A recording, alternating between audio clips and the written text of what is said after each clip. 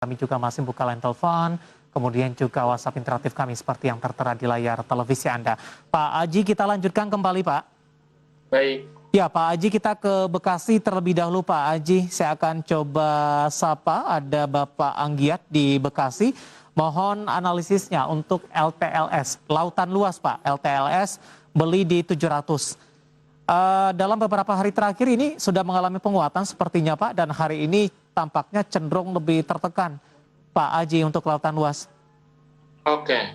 Kalau kita lihat memang secara teknikal, kalau saya coba tarik garis dengan menggunakan bantuan MA20, itu masih ada di atas rata-rata 20 hari terakhir. Jadi ini mungkin penurunan di hari ini itu masih dirasa wajar selama dia masih ada di atas MA20. Nah, kalau misalkan ditanya apakah waktunya melakukan cut loss apa enggak, selama volume penjualan itu masih belum kelihatan terlalu signifikan, itu nggak apa-apa, di hold aja dulu. Karena memang kalau saya melihat dari LTLS sendiri ini, penurunan ini masih dirasa cukup wajar, walaupun memang kalau kita coba melihat ke beberapa hari terakhir, di tanggal 17 November itu merupakan 17 dan 18 November itu merupakan all time high-nya. Jadi ini memang wajar ada penurunan setelah melihat ini merupakan angka tertingginya, begitu. Oke. Beli di level 700, di hold saja atau mungkin ada level support yang mungkin bisa diperhatikan, Pak? Oke, kalau misalkan untuk supportnya sendiri, LTLS itu karena memang kecenderungan naiknya cukup tinggi, jadi kita perhatikan untuk support itu agak jauh ya, masih ada di angka 630. Jadi ini kalau misalkan baru beli di angka 700 dan sekarang sudah mengalami penurunan, saya sih lebih berani untuk melakukan hold dulu seperti itu. Baik, dari Bapak Anggiat di Bekasi, dan lagi-lagi keputusan investasi tetap ada di tangan Anda para investor dan trader pasar modal Indonesia. Selanjutnya kita ke BSD, ada Bapak Andre di BSD, terima kasih juga sudah bergabung bersama kami. Ini menanyakan saham yang baru tercatat di Bursa Efek Indonesia, Mitratel atau MTEL. Kemarin sempat koreksi pasca melakukan IPO, hari ini mengalami penguatan. MTEL sudah ambil posisi di level 800, Pak Haji? Oke, untuk MTEL sendiri kalau kita lihat memang penurunan di kemarin itu kita rasa cukup wajar ya. Kenapa? Karena memang kalau kita coba lihat secara valuasi, kita bandingkan dengan kompetitornya, memang MTEL itu tidak menarik karena dirasa harga MTEL itu terlampau tinggi jika coba dibandingkan dengan Tower dan juga Tebing. Makanya memang kalau misalkan saham baru IPO dan mengalami penurunan, lebih baik untuk kita harus lebih berhati-hati dalam melakukan akumulasi beli. Begitu. Sudah ambil posisi di 800, masih nyangkut ini Pak Haji. Hari ini ditutup 775, menguat di 1,31%, dan tadi sempat menyentuh ke level tertingginya di 790, Pak. Oke, kalau seperti itu mungkin lebih baik ditunggu aja, karena memang saya melihatnya di hari ini penguatan itu sudah mulai terjadi, tapi kalau kita dibandingkan dengan hari sebelumnya, secara volume itu jauh lebih tinggi volume penjualan kemarin ya. Itu menandakan mungkin penguatan hari ini itu mungkin lebih terbatas, dan kalau kita lihat besok, kalau ternyata memang penguatannya itu masih ada, nggak apa-apa di hold aja. Tapi kalau ternyata besok ada tiba-tiba ada aksi jual lagi, lebih baik mau nggak mau melakukan cut loss dulu, karena kita nggak bisa melihat dari sisi teknikal baik itu support maupun resistannya seperti itu. Oke, dari sisi fundamental Anda melihat seperti apa untuk MTEL? Apakah ini memang cukup kokoh dibandingkan dengan emiten-emiten lainnya yang ada di sektor yang sama?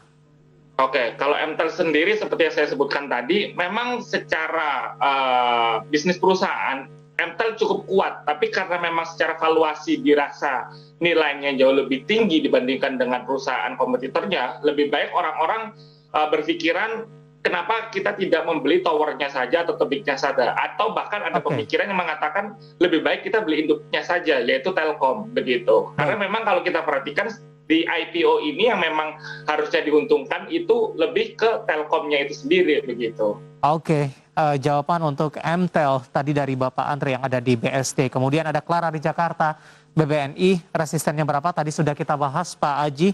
Dan masuk ke dalam sampilian Anda, kita ke Kediri terlebih dahulu. Saya akan coba sapa Bapak Santoso di Kediri. Untuk friend di 108, mohon analisisnya. Nyangkut sepertinya ini, Pak Haji. Untuk friend, Pak.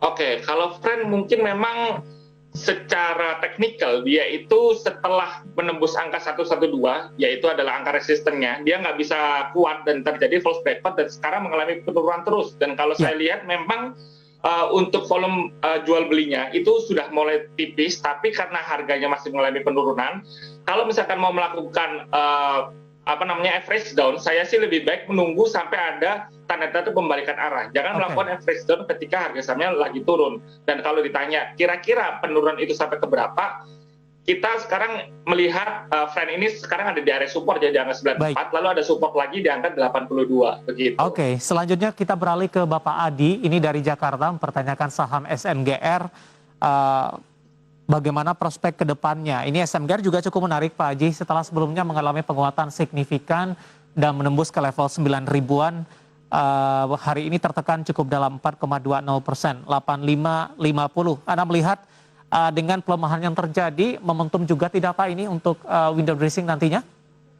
Oke, untuk SMGR sendiri saya melihatnya mungkin masih ada di dalam channel downtrend ya, dalam artian penurunan cukup dalam juga, dan di hari ini pun kalau kita perhatikan dibandingkan dengan hari-hari sebelumnya, volume penjualan itu jauh lebih tinggi daripada rata-rata 20 hari terakhir.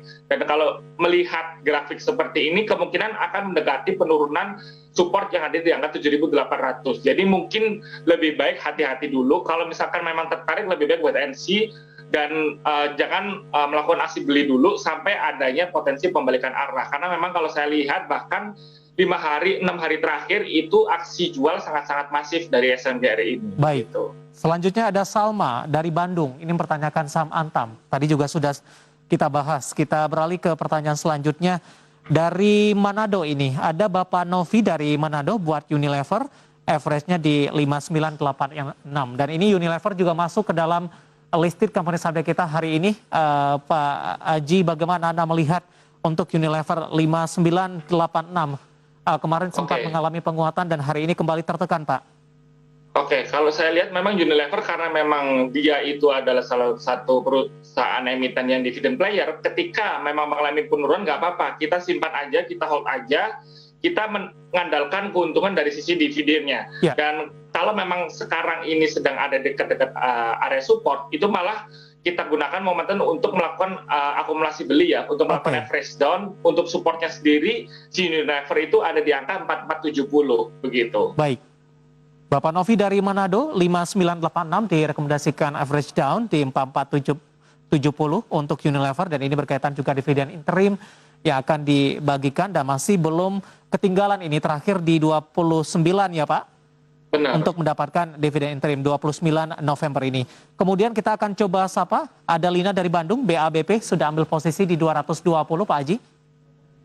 Oke, kalau BABP memang ini secara jangka panjang, itu kan setelah dia mengalami penguatan di angka 598, itu belum ada tanda-tanda pembalikan arah. Walaupun memang kalau kita lihat dari bulan Oktober sampai ke November ini, penurunannya sudah mulai sedikit tertahan. Tapi karena memang belum adanya pembalikan arah untuk menuju ke fase uptrend, bahkan ke sideways aja belum ada, saya sih belum berani kasih rekomendasikan untuk melakukan average down, begitu. Baik.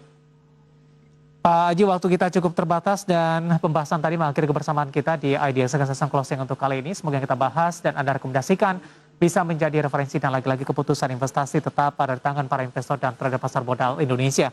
Sebenarnya masih ada beberapa pertanyaan lain, tapi karena waktu yang cukup terbatas dan kami mohon maaf, dan pemirsa Idea Channel bisa bergabung bersama kami kembali di waktu dan di program yang sama di perdagangan untuk hari-hari selanjutnya. Pak Haji, terima kasih. Sehat selalu Pak. Terima kasih Pak Devi. Baik, ada Bapak Haji Dewandoro, investment spesialis PT Trimega Sekuritas Indonesia. Dan pemirsa